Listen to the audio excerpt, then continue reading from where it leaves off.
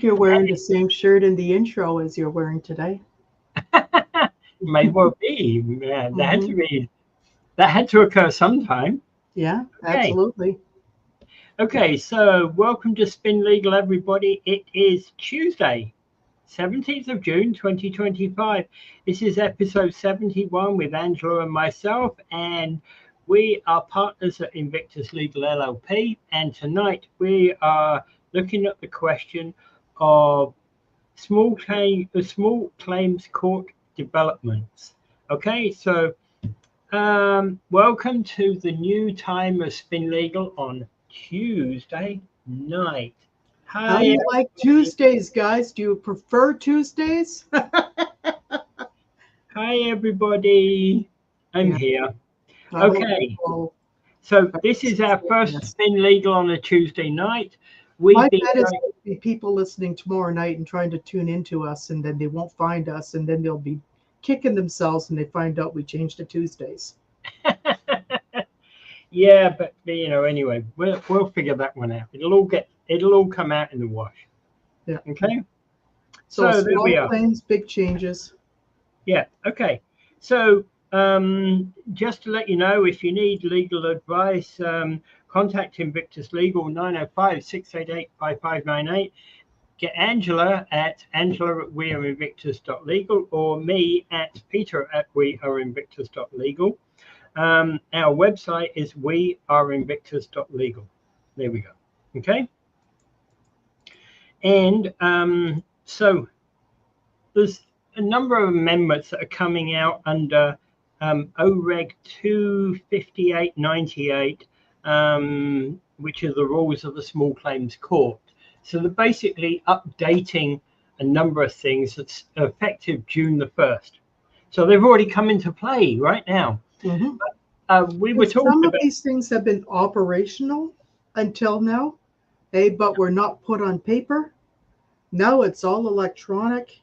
Everybody talks about portals and uploading things into portals and stuff. So it's explaining the portal system when the system stamps it and so forth.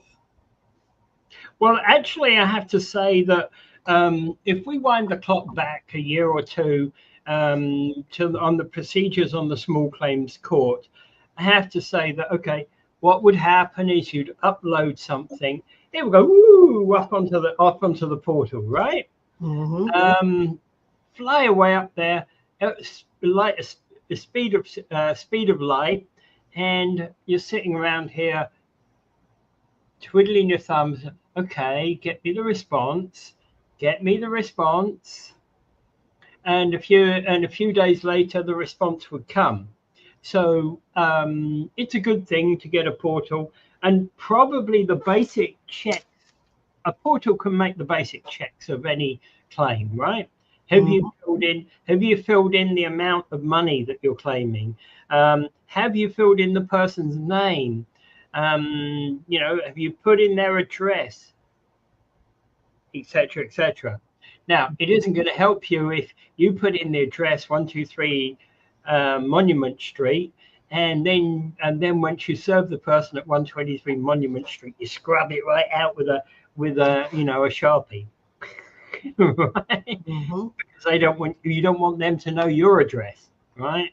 It doesn't help. Doesn't work. Yeah, it's procedurally wrong, and besides which, the defendant can find out what your address is. Yep. Right. Yeah, that's what we did. Yeah, that's what we did on that situation. Okay, so let's talk about these amendments that are coming into play. This amendment, so amendments under this 25898, it's basically the OREG is the same regulation as before, isn't it? They've just made amendments to it, right? Yeah, there is enough. Well, they usually update them. Yeah. Periodically, and it looks like they updated a few things, and sometimes they will delete things and they will show where they've deleted it. This part replaced with the following as they go, but this looks like a very nice full description. Some of this stuff is where it was before, when you just look at the regulations itself. Yeah. Okay, and it's based on the Ontario Court It's a Justice Act. Yeah, and the other key factor here, actually, is rules of the Small Claims Court operate under OReg 258/98. So that's where we get all of the rules of the court from.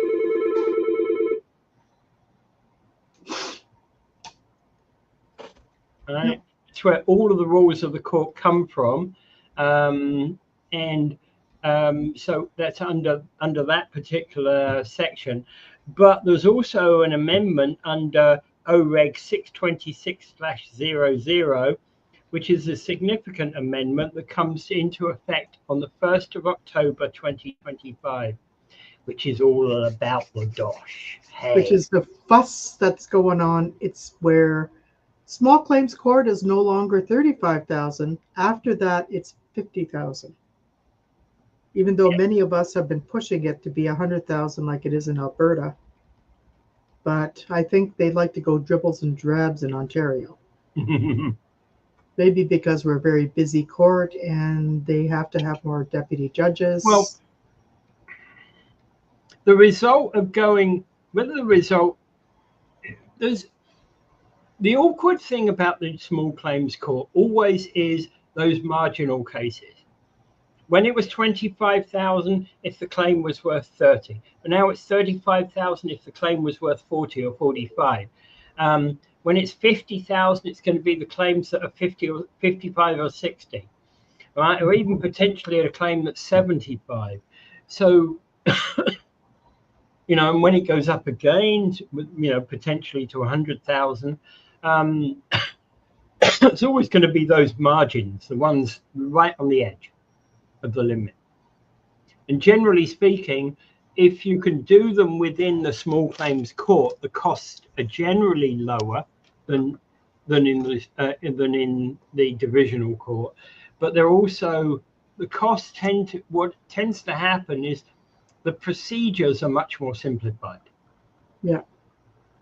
And they're trying to get it so, like they argue that this is going to try to get the hearings into a more expeditious manner, but ask the government to try to make something more expeditious.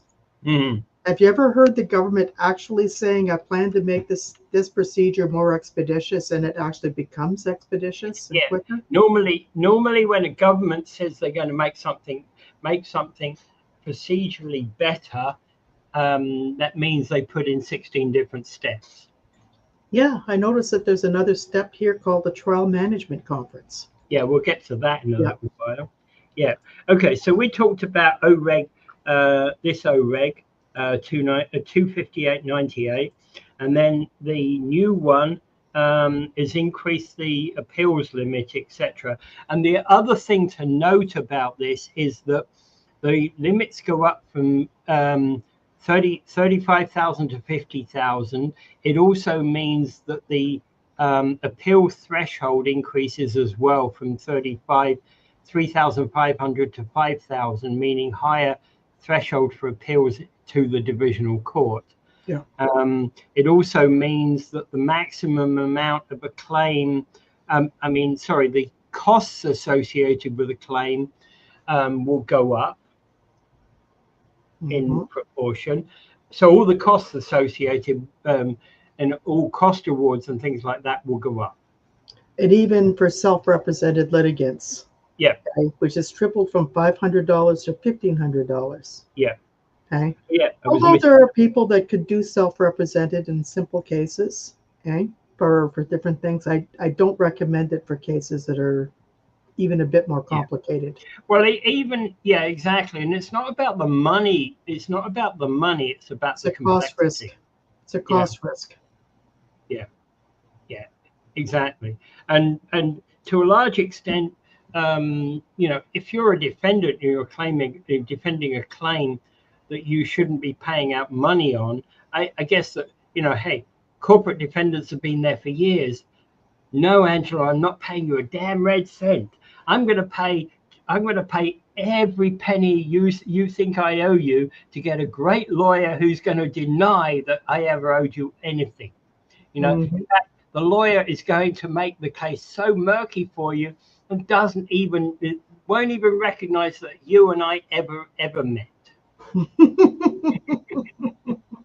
That's the truth about it, though, isn't it? You know, we Yeah, get that. that's how a lot of people run these things.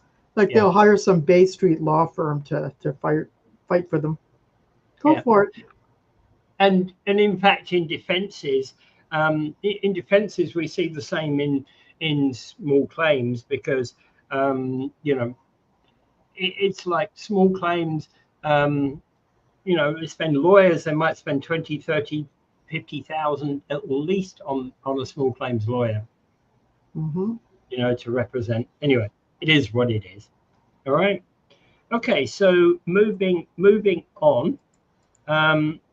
It's the highly anticipated change under this regulation 62600 enhances the access to justice. A party can be represented by a lawyer, licensed paralegal, or even a self.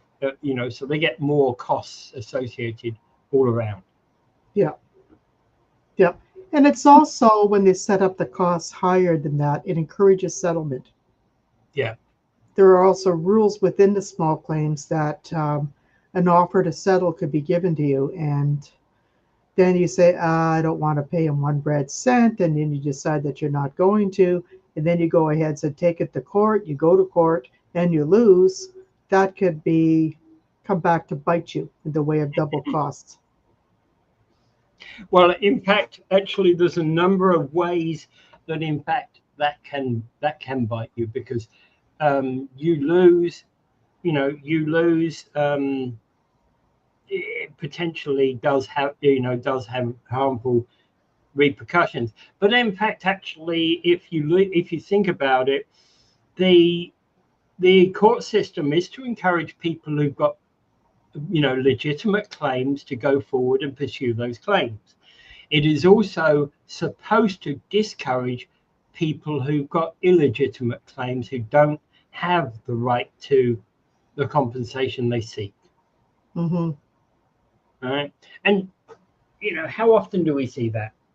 Yeah, I've seen a lot of people sue over something stupid, or the lawsuit sent to you doesn't make any sense. Like, how are we going to respond to this when it doesn't make any sense what they're Yeah. suing about?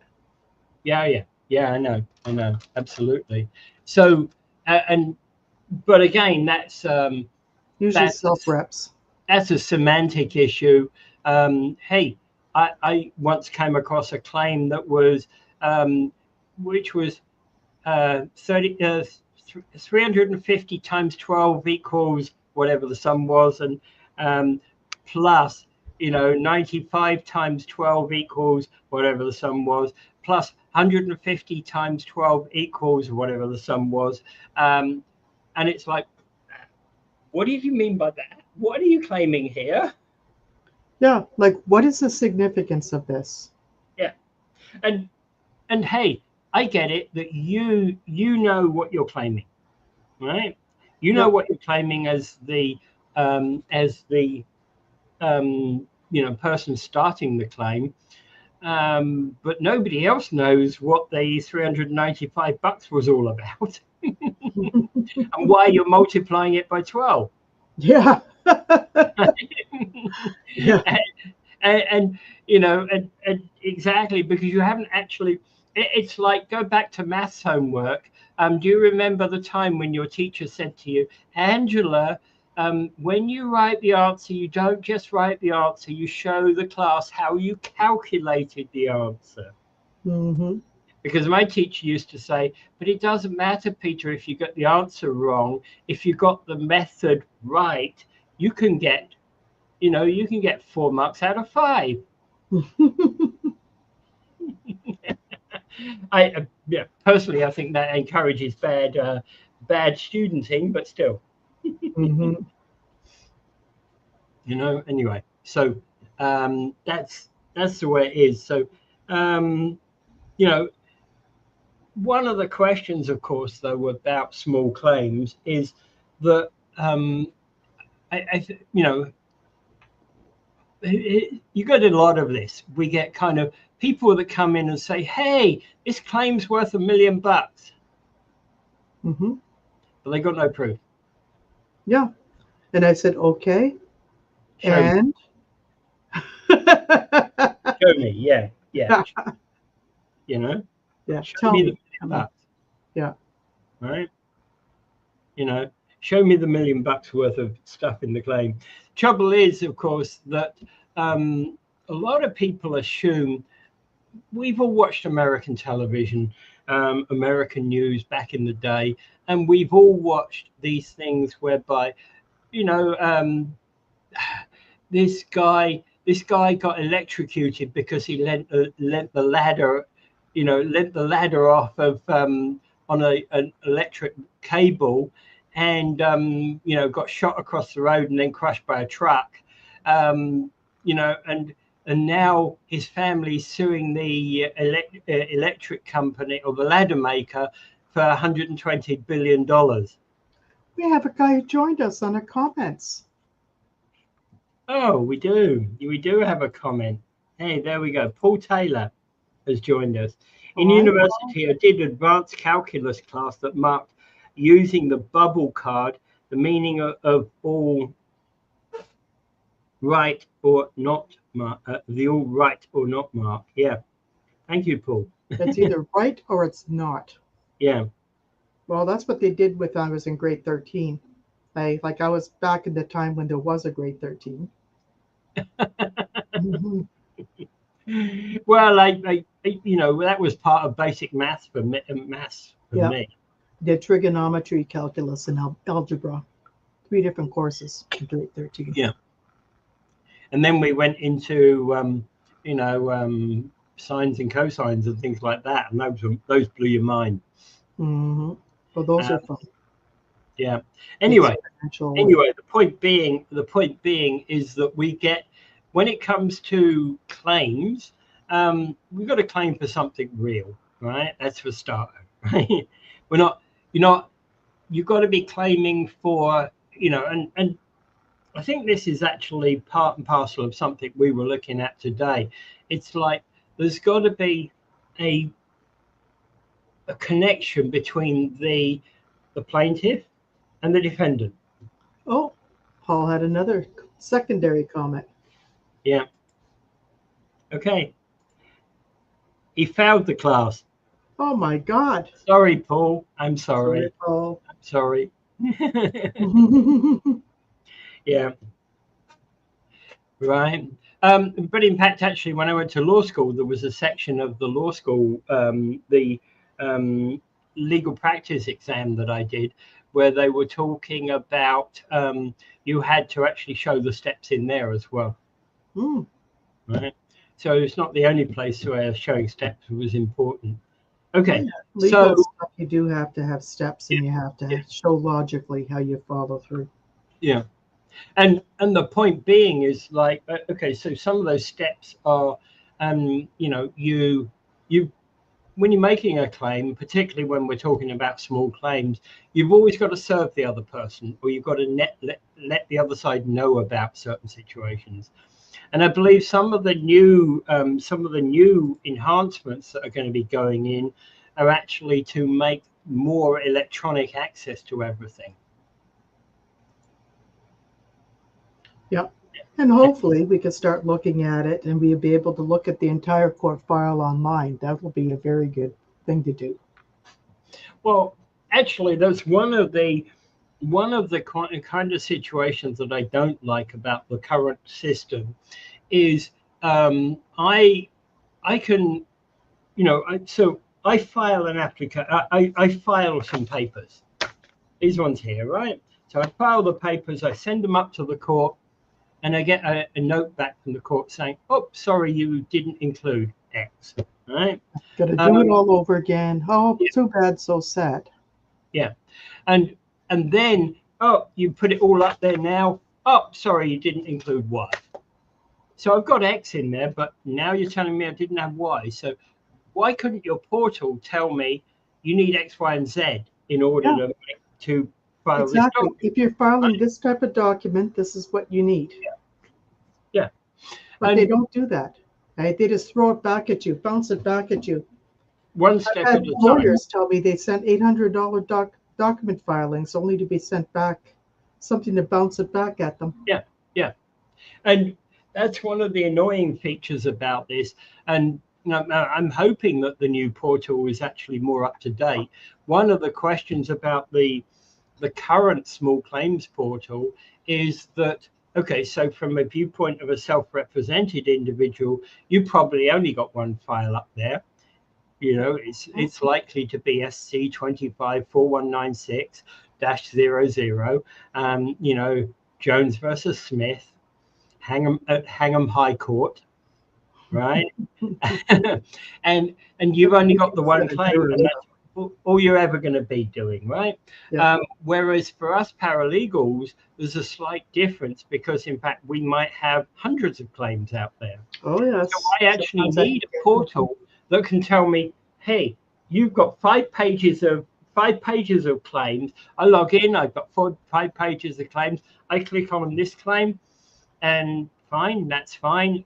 Now I should be able to find all the documents associated with the claim. And the interesting thing is that Paul asked, are we going to be adopting case lines like the higher courts? God only knows. Well, actually, so he's saying, like the LTB portal system, or will the small claims be adopting case lines? I have no, you know, to my mind, and this is a monetary thing, Paul. Very good question. Case lines has been around for, my understanding, somewhere near 20 years in the UK. It was originally brought out as a system. For anybody to say, and this is, I believe, what happened in small claims, or case lines is too hard to understand for the average, you know, Joe Blow litigant. Get that out of your frigging mind. Most normal individuals have way higher knowledge about you know, the system, about online systems than most court practitioners, right? Yeah, like if you're working in the courts, you always think that the public doesn't know anything about it. Yeah, and in But fact, I've been doing this stuff for years, figuring it out for years. Sometimes we've had to work on it. I've learned it once, and then I always know it. Yeah. Okay. So, so again, he's saying, I agree. Online is so nice, but some filings have been declined 3, 4, or 5 times. I had one like that, Paul, a few years ago, small claims court. So I phoned up the court and I said, it keeps telling me the document's wrong.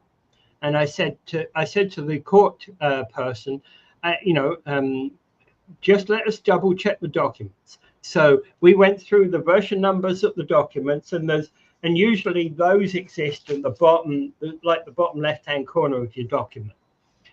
So I went through all the version numbers with him, and he said, I agree, that's up to date. You're using the right version of the form. So he said, I'm going to mark on this file that this has got to come to me. The very next day he called me up and he said, there was nothing wrong with your filing. I don't know why your thing was being rejected.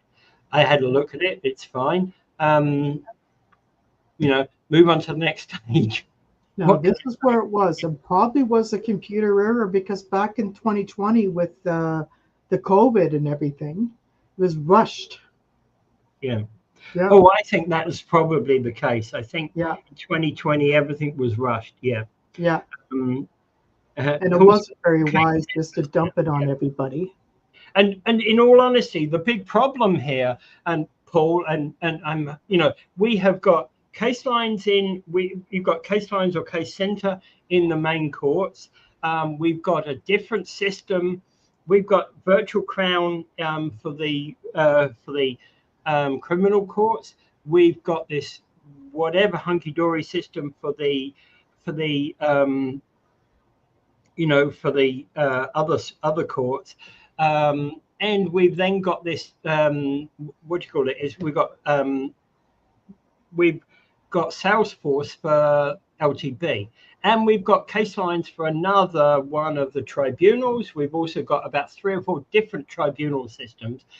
The problem here that I see is one of we are spending out millions of dollars more cash than we should be doing in Ontario.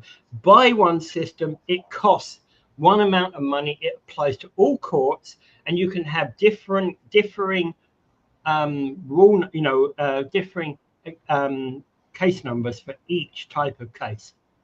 Well, you know what it is, Peter. You know as well as I do that the people who run case lines are friends with the government. The people who run Salesforce are friends with the government. Yeah, the I know. people who run all these other programs are friends with the government. Yeah. So they all got to get their share. Yeah. Okay, enforcement proceedings is another question entirely. Yes, they are very prickly, but there are ways to handle them. I found. So picky, not pucky. I read picky. Okay, so you're good, Paul. You're good. Okay. You're good. You're good. Yeah. Okay. And at the end of the day, I think the these online systems, there's always going to be holes in them. Hey, I'm a former IT guy. I built these systems, God knows how many, 40 years ago, right? In fact, I'm getting on for 50 years ago. In 2 years' time, it would be 50 years since I wrote my first program commercially, right? So there you go. Angela? Yep. Okay. Yeah. Well, that's interesting. I mean, well, yeah. I think Peter's just wanting to get back into the system again. Yes, B&E systems for all legal systems would be too easy. Got to kick back. Oh yes, of course. It's too easy, too much. You know, like Yeah, but this is a like the problem. Salesforce program. Yeah, like the way they This run. is the problem with government agencies. Government agencies are brilliant at wasting money. Oh yeah, Right? like Don't it's like, get me we got to started. put some bids in there, Peter. Hey, so we can offer the government an opportunity to waste more money. So we can put some bids in there. Yeah, I think we should. Well, fakem.com. I mean, fakem.com, and we'll write the best fake government software there is. Sorry about that. My eyes watering. Okay, moving on to our next topic. So one of the questions about this is that even more than before, small claims court is encouraging settlement at all opportunities. We already know about settlement conferences. What will happen is you put in a claim, the defendant defends it.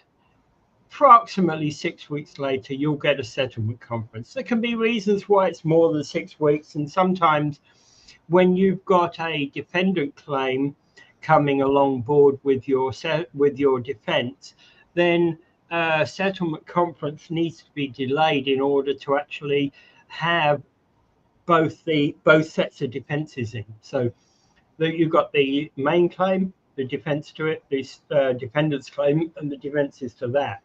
Doesn't make any sense in having a settlement conference until you've got all four parts in. Yeah. Yeah. I self-represent in higher court.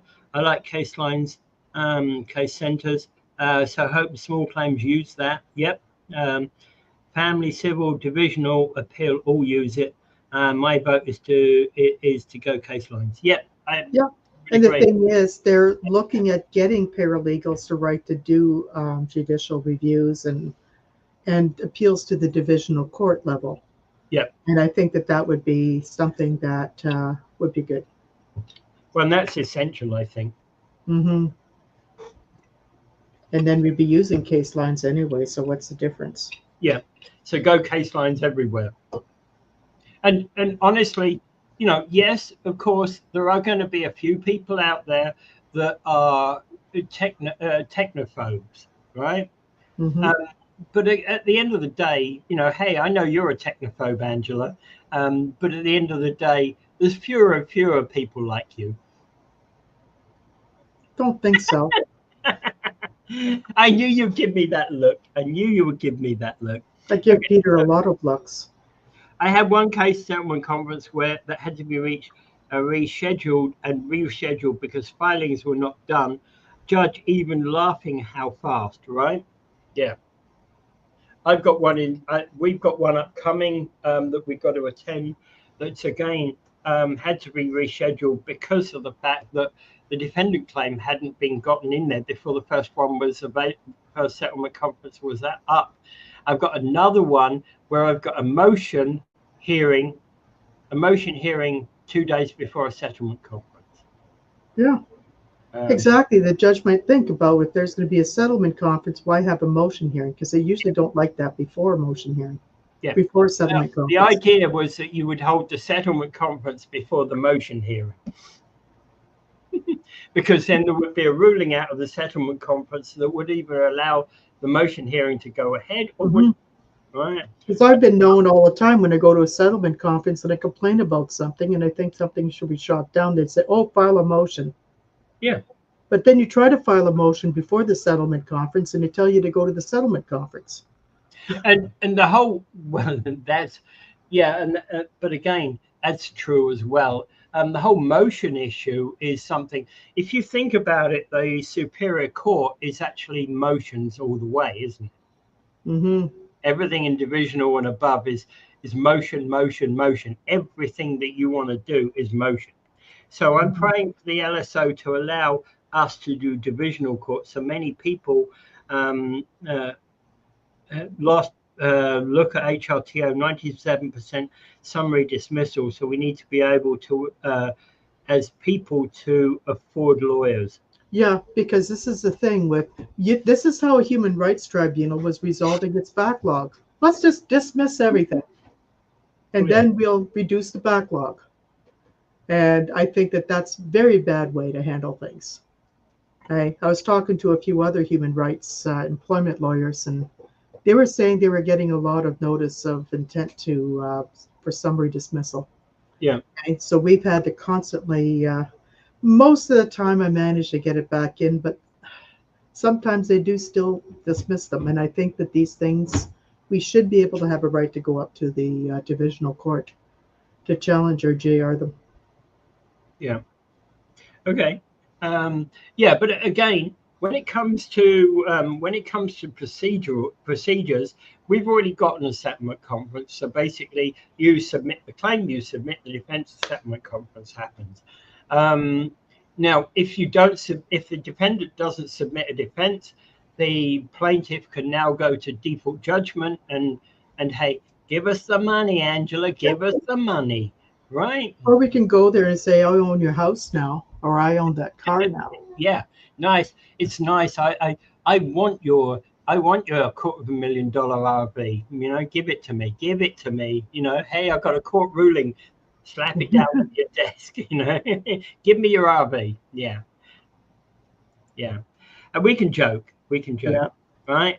Okay. So I pass this to a lawyer. If a tribunal in judicial review becomes respondent, then if I do a contingency, I have a personal loss. So I think I can do it as a party. He just said, "Wow." Yeah, that's interesting. Angela? An interesting thought. Yeah, I don't think.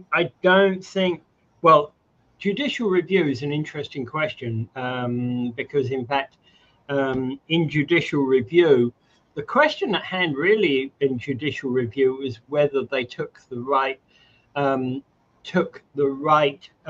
legal tests. Right tests, yeah, there. The right steps. Judicial review doesn't award money. It's law, not fact. Yeah. It's about the law, and it'll look at the legal tests and go, you did 1, 2, and 5. You didn't do 3 and 4 in this case. You need to now go back to do 3 and 4, and they will set it back down to the lower court to make a decision. That's what a judicial review does. A judicial review doesn't tend to end up making decisions. They won't make, they won't suddenly award Angela an extra $50,000. I'm just looking out on my cell phone and looking at the security cameras outside. I think somebody's in this office. Somebody's in the office. Justin. Uh, okay. Okay.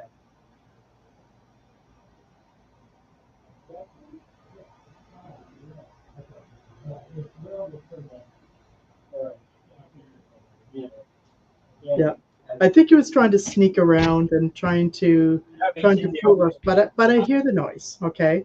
And he Justin's in doesn't the think that I office. can catch him, but I just take my cell phone and then run No, it through my security camera, and then I can see who's out there. all right. No, Justin's in the office. Welcome, Justin. All right. Yes. Make sure you watch the program later on. Yep. All right. Okay. So we dealt with settlement conferences. What's next? Okay. Something new that's coming up. Yeah. New procedures to identify the hearing method, in-person, video conference, telephone, hybrid. All of these are coming into play. I hope so, because does that mean that we can have a hybrid trial? Because we had a trial a couple of years back, and there was no, when I went into, we were in the court, and there's like, look around, they have one voice pad, no television. Oh, the only TV, by the way, was actually to be hooked up to to if you were going to be giving evidence by computer, you're going to be putting evidence up on the computer. But traditionally everything else was done by old-fashioned books, not Mhm. not proper new systems. So nothing electronic about that courtroom, and you certainly could not hold a remote trial. Yeah. He did a judicial review for a client as a paralegal lawyer and said, no, don't let him. Judge said, now let's hear the arguments. I was doing it pro bono. Fortunately, the client matter got resolved and it didn't need a judicial review. Yeah. Yeah. Great, Paul. Great. Okay. Yeah. Some lawyers are a little fussy about Okay. who gets to do what. So these new procedures are in place. Basically, I think what they're now saying is that all courtrooms need to be available for in-person video conferencing, telephones, and hybrid trials. They need to make this into 2025. Yes. Yeah. That means that they have to update every courtroom, even in those dinosaur buildings like we have in Welland. They have to be updated. Well, and the thing about this is that, for example, you use Welland, and I'll stay with Welland because it's the southern edge of Ontario. So you're suing in Welland for an incident that occurred in Welland, but the person is in North Bay. Right? You can't expect, the incident occurred in Welland. Everything relates to It Welland. used to be so fun because if somebody from North Bay came down to Welland and they committed a tort, okay, but we knew where they lived and we served them in North Bay, and then we decided we would hold a trial in Welland. Okay. At that time, everything had to be in person. So Yeah. this person had to fly down here to Welland so they could do a settlement conference and then they could do a trial. I mean, it's difficult for some and it could be very expensive. Yeah. Imagine the cost consequences, okay? Especially if you Oh, yeah. lose. Yeah. And the worst about that, we had a potential witness that we couldn't unfortunately get to out in remote Saskatchewan. Yeah, that's where you hide if you really want to avoid process servers and you're trying to escape debtors. Oh, yeah. Yeah, that's the unfortunate thing is, yeah, we can serve this guy, but it's going to cost you $800. You what? Yep. 800 Yeah. a try. Yeah. So I think the fact is we're still going to have issues like that. Serve somebody in remote Saskatchewan, and maybe somebody in remote Saskatchewan won't have access to an internet. Who knows, right? It's possible. Despite all the advances we've had in the last 20 years, that's always possible. Right. And okay, I was in Milton, just installed new monitors. I came prepared with paper copies for witness, judge, and myself. Milton Courthouse was closed 2 years due to mold, and so that's bad. Seriously, many courthouses need to be ripped down. That's for Oh, sure. oh yeah, especially the older ones. I mean, Yeah. I thought they had a Well, new one in actually, Milton. Or was some that of Oakville? I'm going to object to the using ripped down. I like our infrastructure. I would like to keep it kept. There's a courthouse right behind me in St. Catherine's here, a former courthouse. The building is still standing. It's no longer viable as a courthouse. I 100% agree with it, but it certainly should be kept as a historical building. It Yeah. should be turned into a museum. In that courthouse in 1970 something or something. I think the courthouse started in 1907 or something, Mm-hmm. right? And that one was built to replace the library downtown in St. it was Catherine. going until the new courthouse opened, Mm-hmm. right? And I think the new courthouse opened, while looking at the building, is probably in the 90s, Mm-hmm. right? It's my understanding looking at the I building. got the new courthouse is good. It's decent. Yeah. Okay, and it's been there. And they're probably more likely to be able to adopt to new facilities, new video Yeah. screens, different Well, things to. exactly. Yeah. And let's The put hybrid procedures are going to be more common because if I have a witness who's up in North Bay and I have another expert who's in Toronto, Yeah. and I don't want to pay the expert a full day to fly down here and to give a half an hour testimony, Yeah. and then go back to Toronto in rush hour traffic and then spend the whole day doing that. Rather than that, why don't they just sit behind their desk and then give witness expert Well, testimony? and the other issue about this is a lot of motions. Why do I need to go to the courtroom to do a motion? Right? Mhm. Or when it comes to things like, and we're off topic about small claims, but for example, speak to hearings in provincial offences and any criminal matters. There's a lot of speak to hearings that need to happen. That is basically to cover the business of the court, which is next step, next step, next step, next step. You got to put something on the record. Yeah, you're going in there, you're appearing. We've made this progress, Your Honour. I expect to get a settlement by July 19th. Can we put it on the 23rd docket? And are you waiving 11B? Blah, blah, blah. You Yeah. know, all that. Yeah. Exactly. All of those kinds of things. Simple yes or no decisions that can be done in an instant, in relation to this. Yeah, and I think what they're doing here is that trying to also narrow it down, even when a case seems to be going to trial. Okay, there's something new called a trial management conference.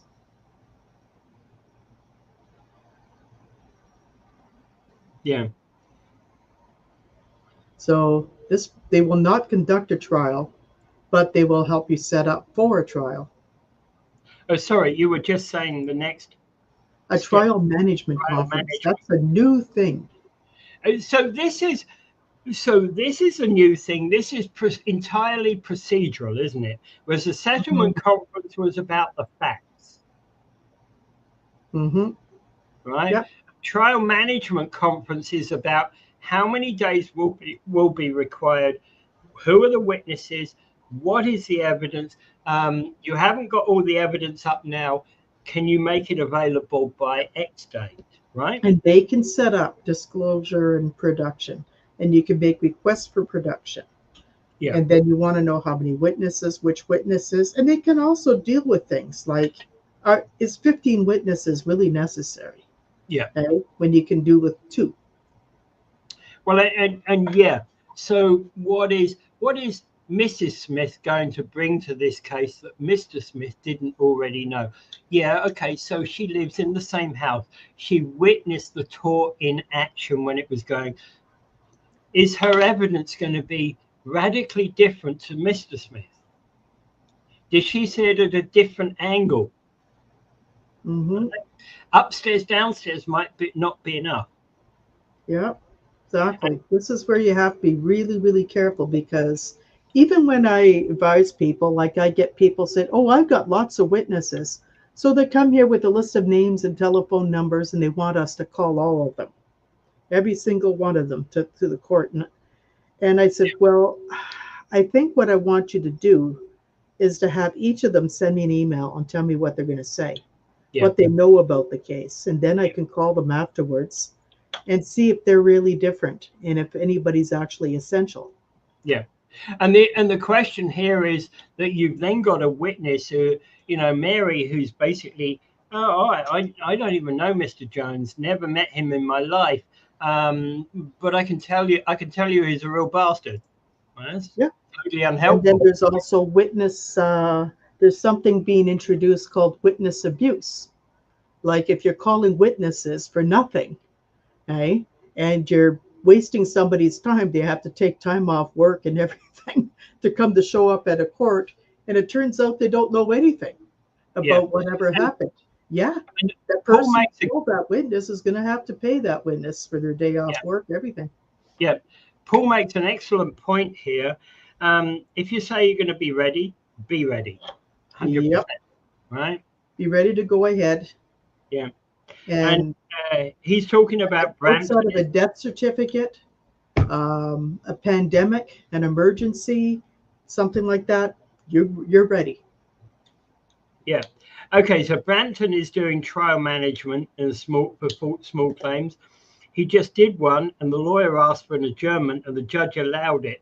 But in another case, the judge told me that he said he can't do that anymore. Yep. Adjournments for a trial would not be allowed unless this is only done by court order.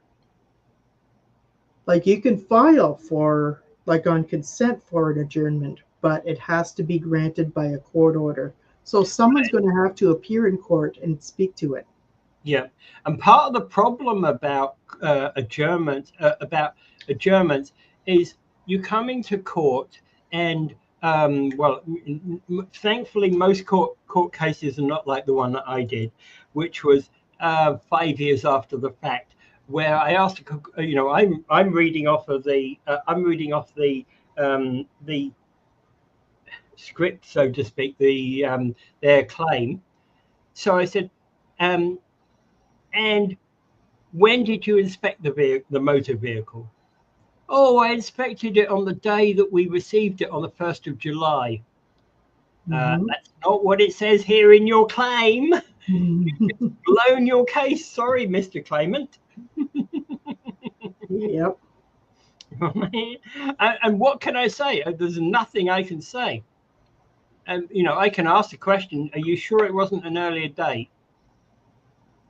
No, it was on that. It was on the 1st of July. I remember it distinctly.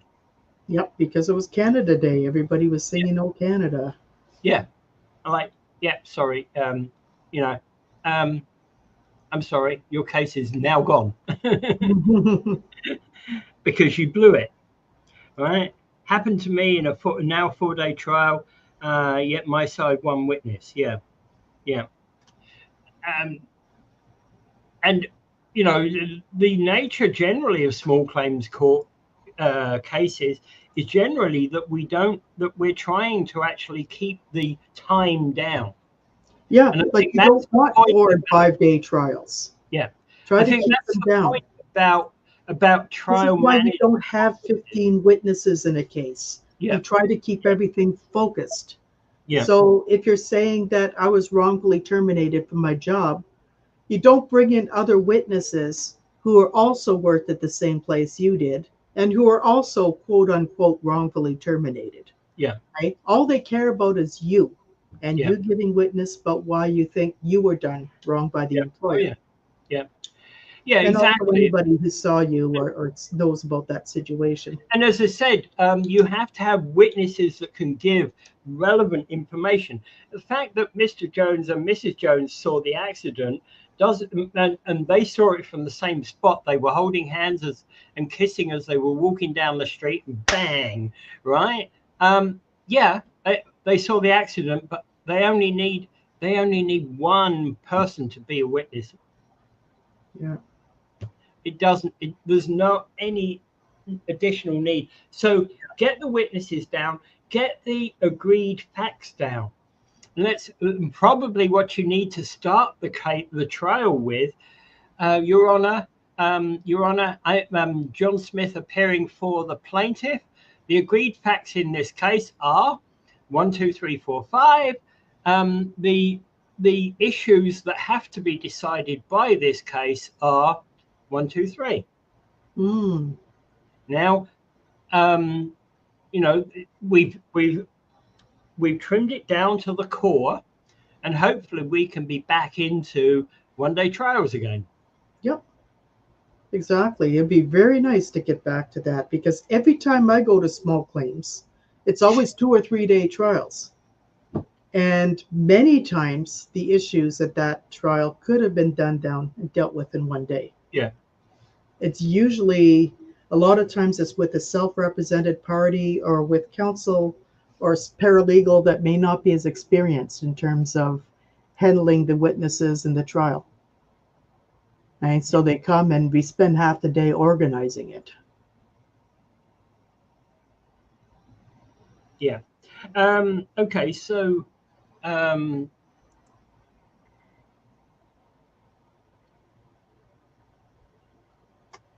right.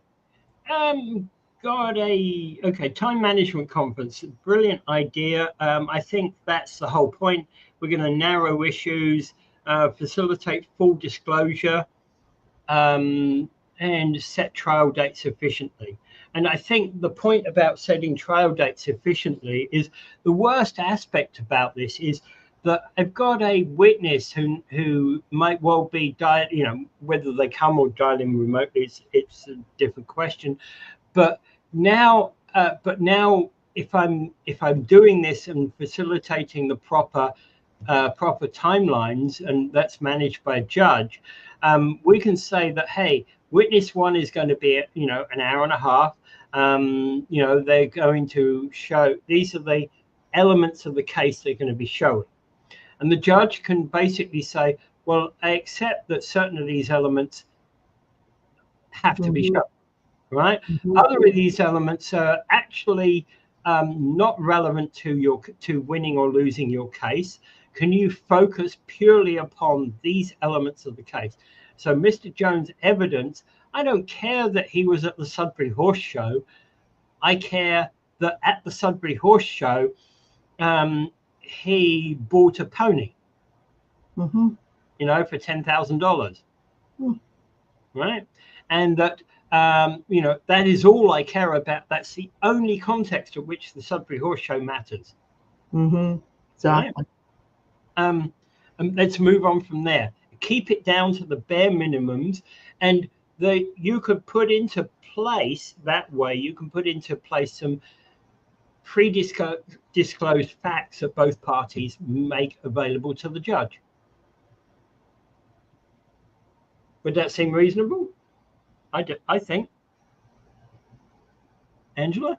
Yeah, I think to some extent, some of these things might actually prolong some of the procedures, right? In some cases. Because we have a settlement conference, now we have a trial management conference, and then potentially a trial, which sometimes trials become extremely unpredictable, even if with the trial management. And I think what should happen is, if at a trial management conference somebody proposes witnesses to appear and the judge says, nope, only Joe and John will be witnesses for this side and Peter for the other side. That's what it should stick to. Because what happens is before trial is this, oh, I suddenly come for these witnesses, they came out from under a rock. That's got to stop. Oh, yeah. Yeah. And in fact, I think that judges are trying to clamp down on that across, It frustrates me as a practitioner. And I've often had objections after objections. But a lot of times judges are kind of sitting there, well, we have to hear what they have to say first. And meantime, court time is being whittled away. And my client's clock is whittling away while they're paying me to be there. They're taking time off work, and the other side is being paid, obviously. But it's done in a way that Yeah. I And Paul, don't know what the answer is, but we have to make sure that we try to facilitate expedition. and Paul makes a good point. Keep it sweet and simple, Yep, keep it sweet and simple. right?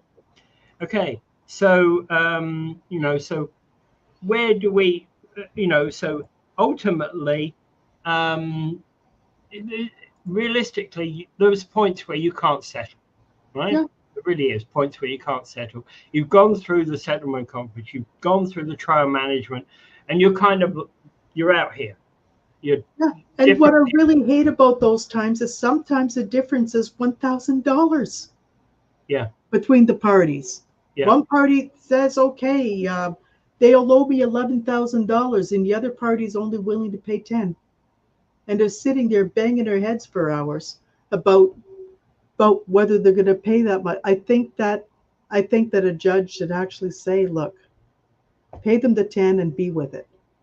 Or take 10.5. Yeah, 10,500. Go home. Yeah. Stop wasting the time. I mean, there's got to be something that, you know, because what I've seen so much happening in these courts is that a lot of my clients get really frustrated, and they don't understand. A lot of the clients don't understand why things work that way, why it's not that simple, why things get I complicated. By the way, Paul, I never use the word simple stupid, right? I always call it sweet and simple because I don't like calling people stupid. Yeah, it's not because they're stupid, it's because they're inexperienced in being in court, and they don't know how things work or how things can go wrong. Yeah. Okay. Okay. Um, moving on. Where were we? Okay. So obviously the trial is going to happen, but my hope is that the trial management conference will at least narrow the scope of the trial. Yeah. Yeah. Right. So if you're not going to talk about 50 items and heavy items in September 11th and so forth, they might just settle you down to one small hurricane in the Honduras. Yeah. Okay. Yeah. Okay. And I hope that's given everybody kind of fair run through about what's going on in the court in the small claims. Things are changing, So we've already passed June 1st. Certain rules have changed already, and certain new rules are going to be. There's the new monetary limits that start October 1st. So, well, you can. I'm not. Actually, No, I would never call I would anybody call stupid. myself stupid. Yeah, I would call you stupid. Stupid idiot. Why did you do that? Hmm. Yeah. Like I Okay. stub my toe and I go, damn, stupid. Okay. So thank you everybody for being here on our talk about the changes in small claims court. I'm sure we're going to be coming up with some practical knowledge based things. We just haven't encountered those issues yet, so we'll be talking about that in the future. If you There'll be need to, some interesting things going up when these things start taking effect. yeah, yeah. So if you need to contact Invictus Legal, you can do so on 905-688-5598, or you can email Angela at angela@weareinvictus, or me at peter@weareinvictus. Our website is https://weareinvictus.legal. Yep. And Angela's favorite bit of the show. What you heard today on Spin Legal, whether on this show or others in the series, is not legal advice. If you need legal advice, then please contact a paralegal or a lawyer. We'd like you to come here and talk to Invictus Legal, You can but always go do speak with talk Paul, to a lawyer. but go speak with Paul if you want. Yeah, or Paul. He's Yeah, also a paralegal. Okay, yeah, so you can talk to anybody who's a paralegal. So welcome to our show, and it was good having you. yeah. And have a great Tuesday, and we'll see you next Tuesday on Spin Legal. Yeah. So